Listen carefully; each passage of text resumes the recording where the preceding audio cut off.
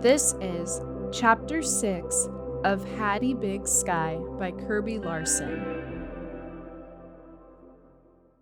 February 14, 1918, 3 miles north and west of Vida, Montana.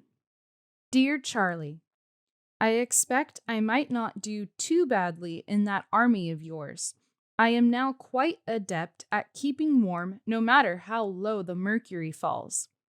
Paralee says their thermometer hit 65 below last week. One of my neighbors, Mr. Durfee, is cutting ice out of Wolf Creek 18 inches thick. But the snow is banked in beautiful mounds around my claim. Oh, how I love to write these words. Sometimes I think I am in a true fairyland. Paralee and the children were here a few days back, and Chase and Maddie nearly wore through my wash bucket. One drift is even with the roof of the barn, and they climbed up there and slid down in that bucket over and over again. Their little toes were purple when we finally made them come in. Maddie stung and itched so. "Do you think I have the frostbite?" she asked me in her sweet, worried voice. I bathed her feet in warm water and thus staved off the frostbite. Paralee calls her their little magpie, and the name fits like a glove. We popped corn, and I read aloud a chapter from Treasure Island. You should have seen Chase's eyes light up. Violet and I are eternally grateful that you taught me to pitch. I wish you'd seen it. There was a hungry old wolf after Violet, but thanks to her orneriness and my dead aim, I still have fresh milk every morning. I also have the funniest looking no-tail cow in eastern Montana. Perhaps I will be able to introduce the two of you someday. There is much to do here, and only 9 months now in which to do it. But I can't hurry spring, which is when the real work begins. For now, I drool over seed catalogs and study up on how to build a fence and how to play chess. Though it hasn't done me much good yet with Rooster Jim. Odd duck that he is very kind. Twice now, he's given me a sleigh ride into Vida, the nearest town. PennDOT is more like it. The 3 miles from here to Vida will make a pleasant walk come spring. I devour each scrap of newspaper that falls in my grasp. Paralee and Jim keep me well stocked. There is much news of the war, of course, and those wicked Huns. But Charlie, I felt so odd when Paralee told me that Carl had to register as an alien enemy. Yes, he was born in Germany, but he is Carl. No Hun who bayonets babies. If you were here, you could explain this to me, as well as you used to explain how to diagram sentences. I wish I could send you one of Paralee's strudels. She'd even beat Mildred Powell in a baking contest. Your old friend, Hattie Inez Brooks. The wind, rumbling like an approaching train, diverted my attention from my letter to Charlie. I shivered in my bed. I'm not eager to go out there. Are you? Mr. Whiskers answered by burrowing deeper under the quilt. No matter the weather, there were still chores to be done. I hopped out of bed and glanced at the Vida National Bank calendar by the stove as I put the coffee on. Happy Valentine's Day to us. I put the coffee on to boil while I milked. I wonder if Charlie got the valentine I sent him. I was certain Mildred would send one loaded with mush, so I'd found the funniest penny postcard I could at Bub Nevsger's little sod house post office and store in Vida. I figured Charlie could use a laugh more than anything else so far from home. I peeked out my one window to be greeted by a sky like a gray flannel crazy quilt. Snow fell so thickly I could barely see the barn. There was nothing for it but to carry on with my chores, pulling my overcoat even tighter around me as I slogged to the barn. I hesitated to turn Plug loose, but I'd seen how clever he was at pawing through the snow to the tender grass below. And I didn't have enough feed to keep him and Violet going all winter. I eased my conscience by giving him an extra large portion of oats before opening the stable door for him. I fed, watered, and milked my cranky cow. Easy there. I patted Violet's twitching flanks. She shifted back and forth, lowing in a most mournful manner. "What is it, girl?" I made up my mind to rummage through Uncle Chester's books for one on animal husbandry. I hadn't saved this varmint from a wolf to lose her to some cow disease. "Moo!"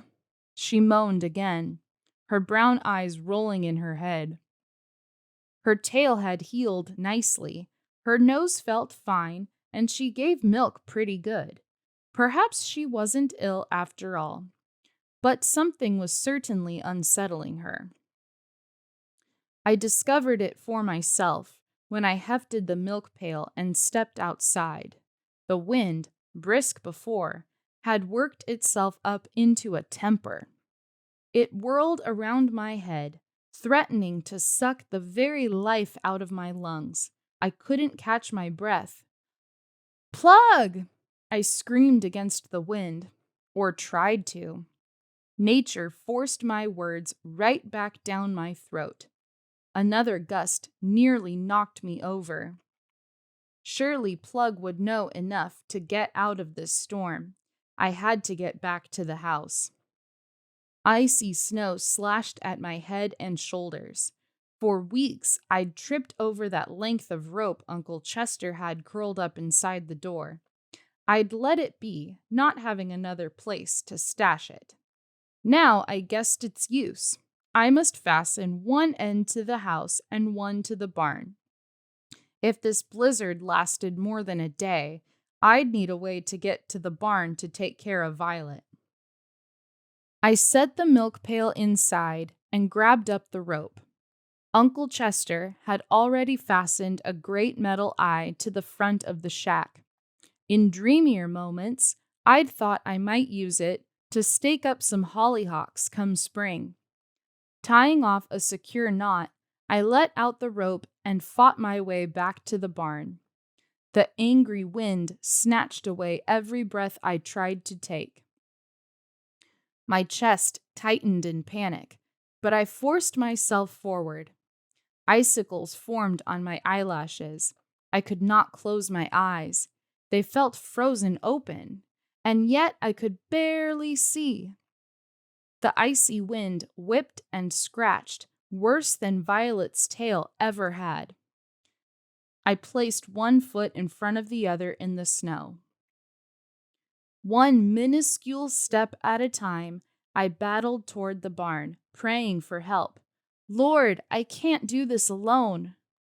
But no help came. It was up to me. I drew in an icy, ragged breath. I couldn't fail, couldn't lose my way, or lose my cow. That thought propelled me forward the last few steps. Finally, I reached the barn, gasping and sobbing for air. My face was raw. I tasted the salt of blood trickling down my cheeks. I worked my shawl over my face. It was a frail barricade, but it did help. My hands, clumsy in mittens, could not tie the knot at this end. I pried off my mittens and felt as if I'd plunged my hands into a glacier-fed stream. The ache in my joints rocked me back on my heels. Come on! My fingers no longer belonged to my body. They were lifeless wooden sticks at the end of my hands. Over, under, pull it snug. I nearly had the knot secured when a shrieking gust knocked me to my knees. Again and again I fought to stand. It seemed hours passed before I finally finished tying the knot. My legs were rags. I leaned heavily on the rope. Left hand, then right hand, then left again. I dragged myself back to the house. A small, dark object perched at the top of the steps. Mr. Whiskers! We both nearly fell into the cabin, I panting, he mewling. The flimsy wood and tar paper walls were no match for this wind. It bullied its way through every crack. My eyes warmed and grew runny. Another handful of chips in the stove barely took the edge off. I nailed a precious spare blanket over the door and kept feeding the fire. Uncle Chester's cabin rattled and creaked and moaned and shifted as the wind battered it again and again. It surely could not hold. I pulled on another sweater. I would not leave this cabin, would not be driven out. At one point, I heard, what? A noise. A strange noise riding on top of the wild wind. The noise sounded almost human, and it sounded like my name. I shook my head and listened again. Nothing but the screeching of the storm. But there, listen! It was a human voice, a child's voice. I pulled back the blanket, opened the door, and peered out. At first, I could see nothing but the wildly swirling snow. "Hello," I called, my voice instantly sucked up by the wind. I tried again. "Hello!" This screeched at the top of my lungs. I heard the voice again. "Hattie! Miss Hattie!" What I saw next brought me to my knees more suddenly than any slap of wind. A large figure fought its way toward the house. Plug. Dear Plug. And hanging to his tail for dear life, literally for dear life, were Chase and Maddie. I ran out without a thought for overcoat, hanging on to the rope I'd just strung. "Here, Plug! Here, children!" I screamed, my voice raw. After an eternity, Plug staggered into range. I swept Maddie into my arms and motioned for Chase to take hold of the rope. Head down, he scuffled with snow and wind until he reached it. We made our way, hand over hand, to the cabin. Plug settled himself in the lee of the house, out of the wind. Maddie's hands felt deathly cold as I brought her inside and began to take off her frozen things. "What happened?" I could not disguise the tremble of alarm in my voice. Chase rubbed his own purple hands together and stepped closer to the fire. "We were at school and saw the storm coming. Mr. Nelson told us to get on home. I thought we could make it, but—" Chase's voice cracked. "You're safe now," I assured him. "Thank you, Lord, for that good horse who led these children out of the storm. And what a hero you are, to find Plug and let him lead you here." Chase crumpled to the floor. His shoulders shook with sobs. I turned to distract Maddie, to spare him the further pain of having witnesses to his tears. "Now, little miss," I rubbed her feet briskly. "What do I have that will fit you?" By the time I got her dressed in dry things, she looked more scarecrow than 6-year-old. But she was content, chatting to her doll as her clothes dried by the stove. "We've got to get Chase warmed up too." I surveyed my remaining wardrobe. Not much was appropriate for an 8-year-old boy. I held up my flannel nightgown. "I'd rather freeze to death," he said. "Don't blame you." In a far corner, I'd made a neat stack of Uncle Chester's clothes. Much too large for me to wear, I'd thought to use the shirts for a quilt and pants for a rag rug, but was now very glad I hadn't. The pride and survival of an 8-year-old boy depended on a flannel shirt and pair of man's wool pants. The clothes were a bit sniffy, but then, from my meager experience with Chase, it seemed that 8-year-old boys could be a bit sniffy themselves. "Perfect fit," I proclaimed. With both children in dry clothes, my thoughts turned to feeding them. "Have you ever had milk coffee?" I asked. "Mama don't allow us to drink coffee," said Maddie. "Do you think she's worried about us?" "She knows how clever you are," I said, "that you'd find a safe place to weather this storm." That seemed to comfort her. "She let me drink coffee last harvest," Chase bragged. I nodded.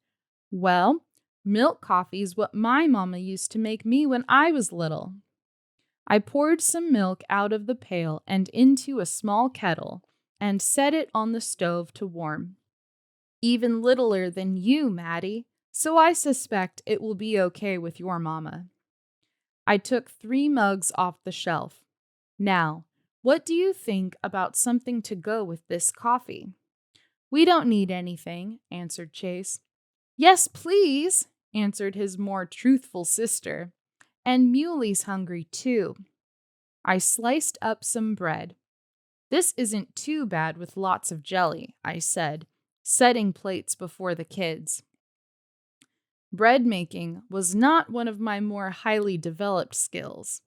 They both ate bravely, without comment. Paralee had raised them right. "Say, have either of you ever played 500? Maddie shook her head. "I don't think so," said Chase. I got out my 1 deck of cards and explained the rules. "Maddie and I will be partners," I said, "so watch out, Chase." The game went on fast and furious. I was amazed at how quickly Chase picked it up. The boy had a knack for numbers, and his memory. He tracked nearly every card played. "You must be the star pupil of your class," I said in amazement. He shrugged. "I do all right." I took the cards and shuffled them. We had played 500 all afternoon. "Do you want to play a different game?" "Let's play I Wish," said Maddie. "I'll start." She chewed on her lip. "I wish I had a doll made of china, like Sarah Martin." She patted Muley's bedraggled yarn hair. "So Muley would have a friend." "I wish for cinnamon rolls every day," Chase said. He laughed. I leaned back on my lard bucket chair. "Well, I guess I wish it was spring and I could start planting wheat." Chase perked up. "First you plant flax, then the wheat. Carl says maybe end of April." "That's not a wish," scolded Maddie. "That's work." "You've got me there." I could imagine what a disappointing wish that would be for a 6-year-old, but I had to plant crops. It was part of proving up, part of my dream of having a place of my own. November was mere months away. The clock was ticking. Here it was, the middle of February, and I hadn't set 1 fence post or plowed 1 foot of dirt. I'd had to content myself with reading about it in that book Miss Simpson gave me. "You can wish for anything," Chase said. "There are no rules. Mama said." "Your mama sure is smart." I added a precious scoop of coal to the stove. The children got quiet. So quiet I could hear the coal hissing. Maddie clapped her hands. "I wish for 2 dolls." "That's the spirit." Now, Chase, how about you? He looked over his shoulder at my library. He stood up and walked over, tracing his fingers down the spines of several volumes. I wish I could live somewhere where there were books all around, in a real town with a real library, and I could read about pirates or explorers or anything. He gazed off into space for a moment, and I knew he was seeing himself in just such a wonderful place. I hope your wish comes true, I said to him. Yours too, Maddie. What's your real, true wish? Chase asked. He came back to sit at the table, searching my face with an 8-year-old's earnestness. I flipped my hands up. Oh, I don't know. How to explain to these two children the longing in my heart for what they had, to be part of a family, to have a place to call home. Better leave it all unsaid. I glanced over at my books. So, Chase, shall you pick one out for a story time? That storm doesn't look like it's settling down any. I think you're here for the night. We've never stayed away from home before, said Maddie. Her elfin face clouded over. She drew her legs underneath her and rocked on the wooden crate.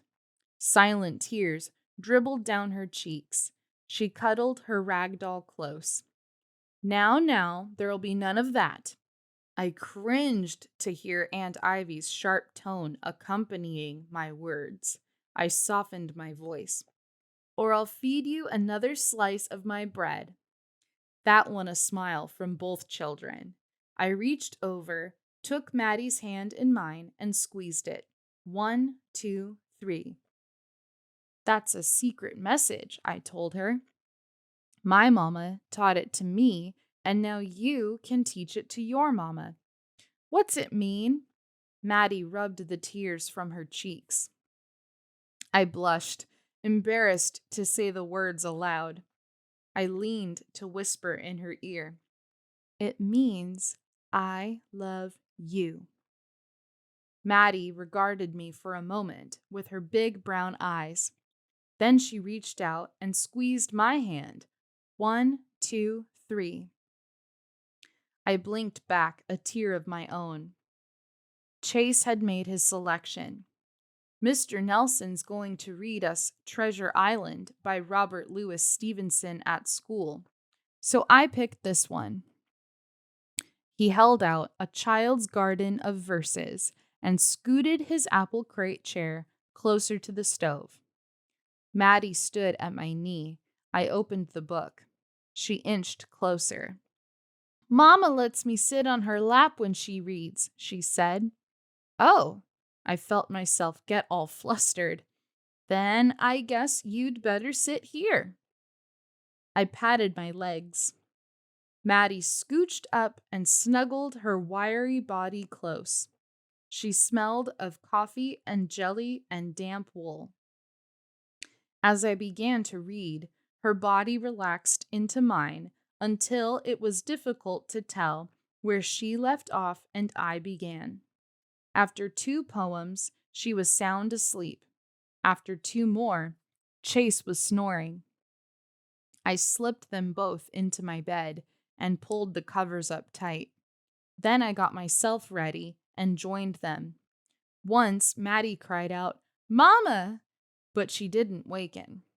I settled the covers over her again, then watched them both, amazed. With a sigh, I curled up on the edge of the bed and slept the soundest sleep of my entire 16 years. I woke to the jingle of sleigh bells. 2 warm children were flung every which way across my bed. For a moment, my head was fuzzy. Children? Hello? A voice rose above the jingling bells. Hello, Miss Hattie. There was an edge to that familiar, deep voice. Not even Carl's thick accent could cover up fear. I snatched up my overcoat and flung open the door. They're safe, I called out. Plug led them here. Carl tethered his team and slid down off the sled. He caught himself. It was almost as if his legs weren't strong enough to hold him. I waved him inside. "You're frozen!" I hurried to warm up some coffee. "Carl!" Maddie leaped off my bed and into his arms. I caught the glitter of a tear in his eye. "I'll warn you, Carl," I chattered. "I've turned these two into card sharks, corrupted them with coffee, too." Carl sat down heavily, Maddie still clinging to him. "This cold air makes my nose run worse than Niagara Falls," I said lightly. He fished out a huge red handkerchief and blew his nose. "Kalt, ja," he said. I set the coffee in front of him. "I've got some bread and jam." "Danke."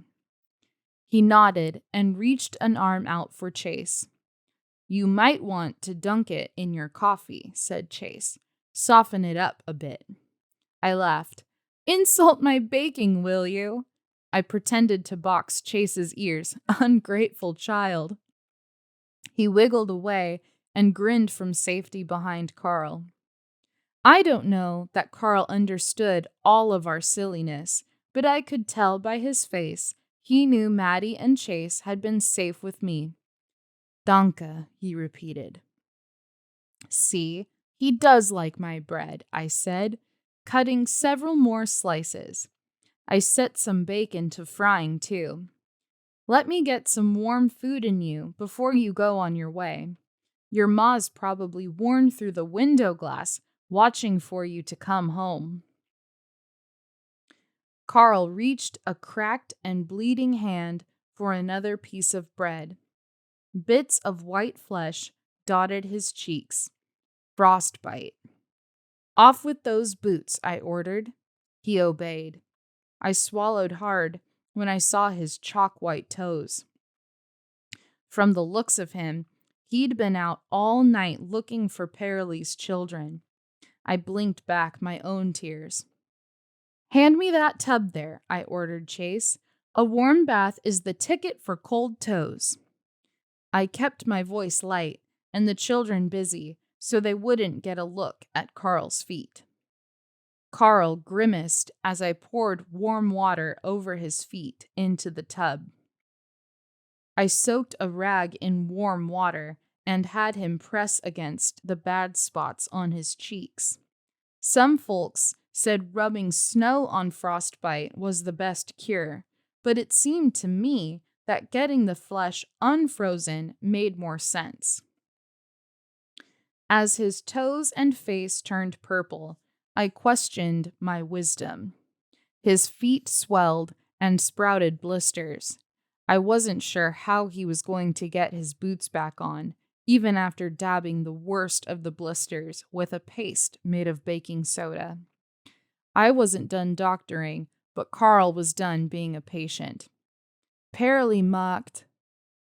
He left the sentence hanging, but there was no need to finish. He wanted to get the children home. We gathered up their now dry clothes from around the house. I helped them dress while Carl downed a second cup of coffee. "I wish there'd been time to dry out your socks." I rummaged through Chester's things. "Here, you must take these." It wouldn't do his feet much good to be back in those cold, wet socks and boots. He put on the dry socks, then his boots and mittens. He patted my hands. He opened his mouth as if to say something, then simply cleared his throat. Maddie jumped into his arms again, and he tilted her toward me. "Mwah!" She gave me a juicy 6-year-old's kiss, but I did not wipe the dampness from my cheek. "Oh, wait!" I took 2 steps to the bookshelf. I pulled off the book we'd started and handed it to Chase. "On loan." I squeezed his shoulder. Chase tucked the book carefully inside his coat. "I'll take very good care of it," I promise. Safe trip home, you three. They rushed out into the cold and into the sled. My one small window was placed so that I could not watch them leave, but I could hear them go. I strained to capture every jingle.